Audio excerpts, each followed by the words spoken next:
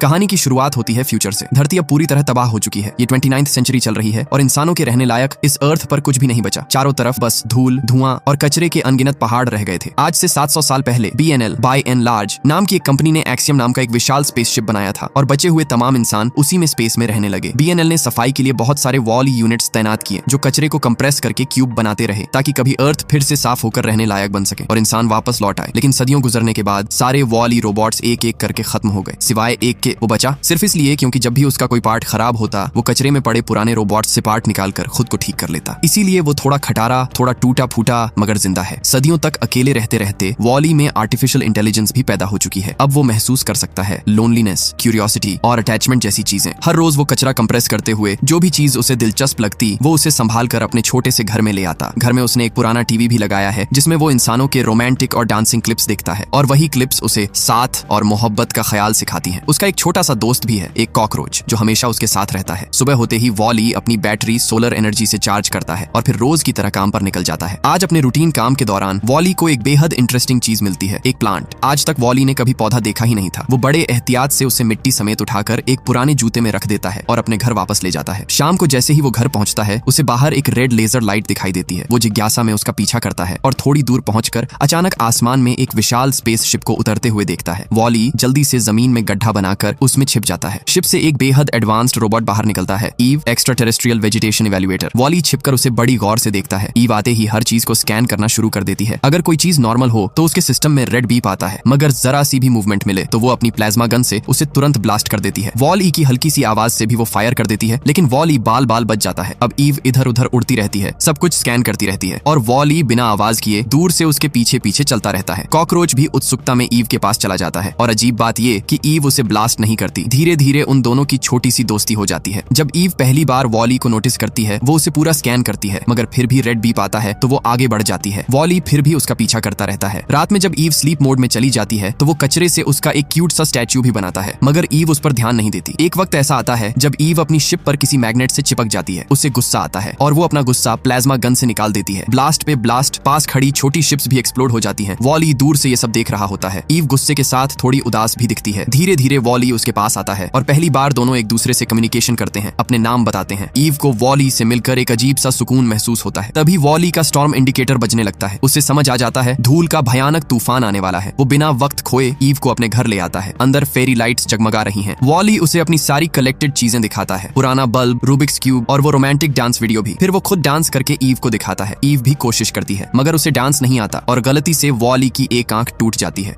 वॉल-ई अपनी ड्रॉर खोलता है जहां उसने ढेर सारे स्पेयर पार्ट्स संभाल कर रखे होते हैं। वो एक नई आई लेंस निकालकर अपनी टूटी हुई आई ठीक कर लेता है। टीवी पर चल रही रोमांटिक वीडियो को ईव बड़े गौर से देखती है और उसे अपने सिस्टम में रिकॉर्ड भी कर लेती है। आखिर में वॉल-ई उसे वो प्लांट